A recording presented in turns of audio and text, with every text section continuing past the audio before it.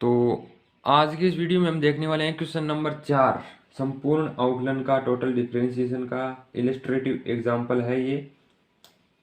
Example number 4 जो एक most important example होता है, क्योंकि ये बहुत बार एग्जाम्स में पूछा गया है। समझे? इसमें हमें करना क्या है, क्यों है ये इतना इम्पोर्टेंट? क्योंकि इसमें हमें कुछ डिफरेंट टाइप्स करनी है। हमें क्या करना है ऐसा, वो देखेंगे हम इस वीडियो में। तो हमें दे रखा है कि u इक्वल टू, ये दोबारा लिख देता हूँ मैं आंसर में भी, ऊपर तो क्वेश्चन लिखा है x upon y, y upon z और z अपॉन x, ये दे रखा है हमें। और ये del u upon del x, del u upon del y, del u upon del z, ये सारे निकाल के इस इक्वेशन में वैल्यू रख के उसको हमें जो वैल्यू रखी है फिर क्या आंसर आते हैं वो आंसर बताने हैं। वो आंसर बता रखे हैं, वैसे तो जीरो आते हैं, हमें सिद्ध करना है कि जीरो आते हैं। ठीक है, तो इसके लिए हमें क्या करना होगा? सबसे पहले मानना होगा। मान लिया, लो मान लिया हमने x upon y equal to T1, y upon z equal to T2 और z upon x equal to T3। ये तीन चीज है वो हमने मान ली है। तो हमारे पास में x अपॉन वाई को T1, y अपॉन जेड को T2, z अपॉन x को T3 माना है। तो यहाँ पे देखो ये तीनों चीज दिख रही हैं, तो इनकी जगह हम T1, T2 और T3 लिख देंगे। इसका मतलब u किसका फलन हो जाएगा? f फलन हो जाएगा T1, T2 और T3 का।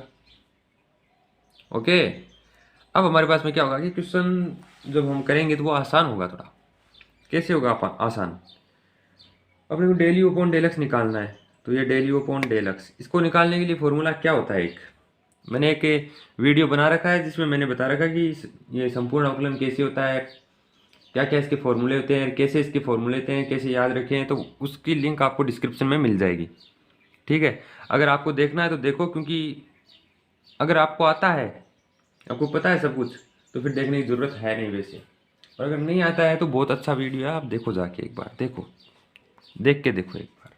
ठीक है, तो अब यहाँ पे हमें del u upon del x निकालना है। तो उसके लिए डेल यू अपॉन, यहाँ डेल एक्स लिख दो, यहाँ पे डेल T1 ये वाला, और यहाँ पे भी del T1 plus del u del x, यहाँ पे डेल T2, यहाँ पे भी डेल T2 प्लस वही बात डेल यू और यहाँ पे डेल एक्स, यहाँ पे डेल T3, यहाँ पे भी डेल T3।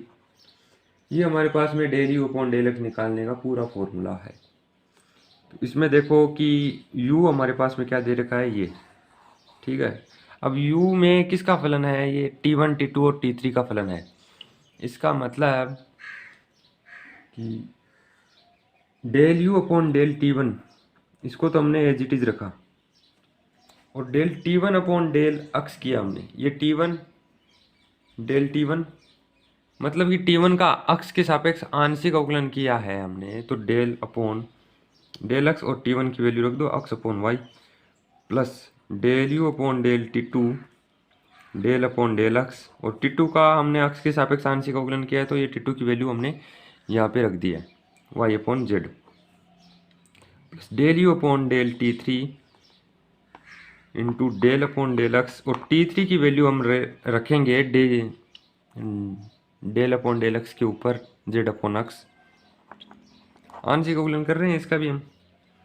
तो ये हमारे पास में del u upon del T1 तो है, एक्स अपॉन वाई हम कर रहे हैं अक्ष के सापेक्ष आंशिक अवकलन। ओके, अक्ष के सापेक्ष आंशिक अवकलन कर रहे हैं, इसका मतलब y तो कांस्टेंट होगा, इसका मतलब y कांस्टेंट होगा। तो 1 upon y del upon del x into x, plus y भी कांस्टेंट, z भी कांस्टेंट, क्योंकि अक्ष के सापेक्ष आंशिक अवकलन कर रहे हैं। तो यहाँ पे हो जाएगा del u upon del T2 into 0, plus del u upon del T3। z तो कांस्टेंट होगा क्योंकि अक्ष के सापेक्ष आंशिक अवकलन कर रहे हैं, और इस अक्ष का अवकलन होगा तो z कांस्टेंट होगा, तो z अक्ष का अवकलन होगा माइनस का 1/x का अवकलन होगा माइनस का 1/x स्क्वायर।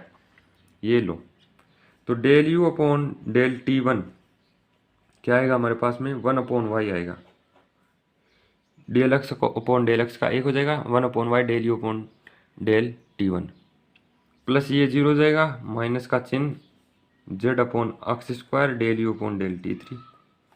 ये del u upon del x की वैल्यू हमारे पास में आई है। अब इसको देखते हुए या फिर कुछ और तरीके से हम इसी प्रकार से पूरी प्रोसेस करके हम निकालना चाहें तो del u upon del y की निकाल सकते हैं, पूरी प्रोसेस करके सेम। जहाँ भी यहाँ पे डेल वाई कर दिया हमने, del u upon del x निकाला था। अब हमने क्या निकाला है, del u upon del Y.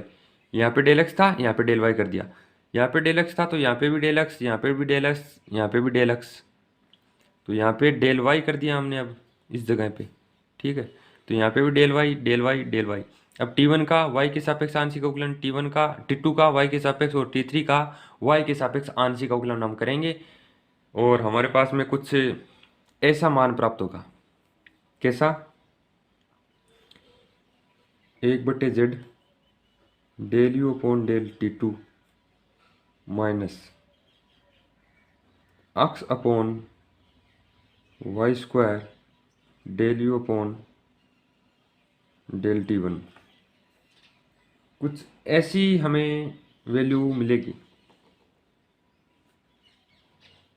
ठीक है, del u upon del y की कुछ ऐसी वैल्यू मिलेगी। अब ये कैसे मिली हमें, हमने क्या निकाला, अब प्रोसेस करके तो आप निकाल सकते हो, मेरे को पता है del u upon del y की वैल्यू। ठीक है, प्रोसेस करके, ये पूरी प्रोसेस करके आप निकाल सकते हो।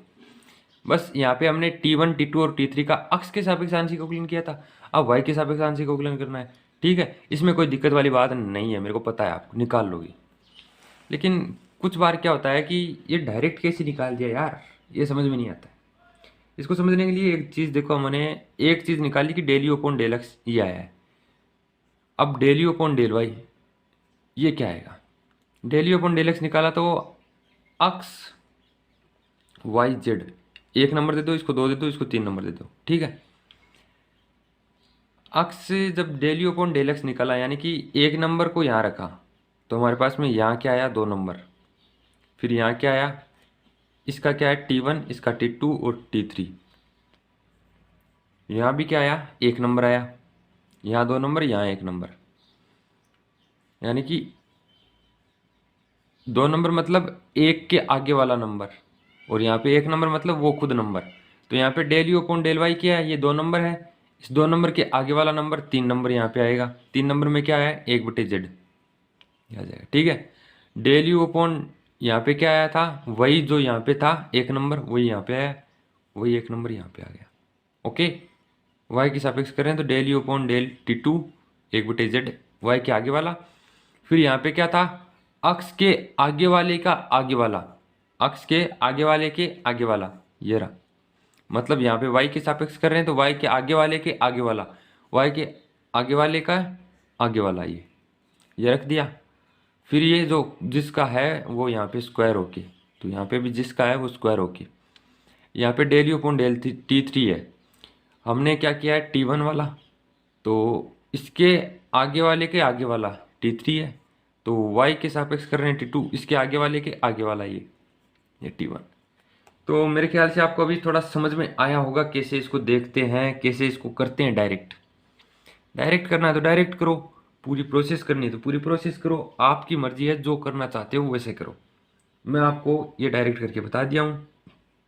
ठीक है, ऐसे आप एक बार बिना देखें वीडियो को तो कर दो पॉज, फोन की स्क्रीन कर दो off, del u upon del z की वैल्यू बताओ मेरे को बिना देखे, एक बार कमेंट करके बता देना कि किस किस ने del u upon del z की वैल्यू निकाल ली। ठीक है, जरूर बताना कमेंट में कि सर या भाई जो भी है, आप जो भी कहना चाहो कि हमने ये वैल्यू निकाल दी है। ओके, तो एक बार मैं तो निकाल के बता देता हूँ, आपने वीडियो को पुश करना है और वैल्यू निकालनी है तो जाइए निकालिए और मैं निकालता हूँ। आप पुश कर लीजिए, निकालिए खुद एक बार, और मैं निकाल देता हूँ कि 1/, अब जिसको जिसको नहीं आई है वो देख लो अब यहाँ पे। ठीक है,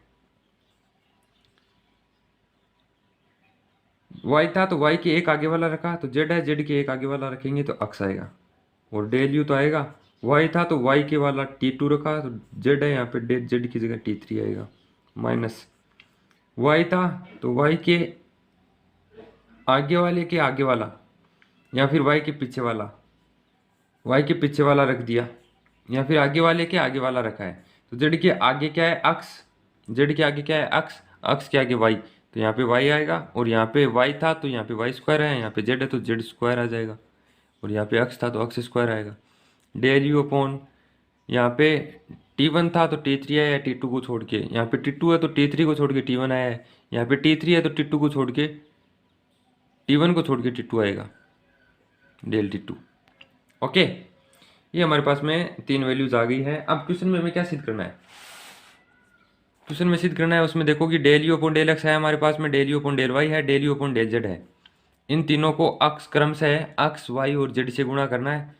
हमारे पास में ये वैल्यूज तो निकली पड़ी है, बस हमें इसको अक्ष से गुणा करना है, तो यहाँ पे अक्ष आ जाएगा, और यहाँ पे अक्ष आएगा एक ऊपर, तो इससे घात से कट जाएगा, तो यहाँ पे ये हो जाएगा। यहाँ पे क्या करेंगे हम, वाई से गुणा करेंगे, यहाँ पे वाई आ जाएगा, और ये कट जाएगी घात।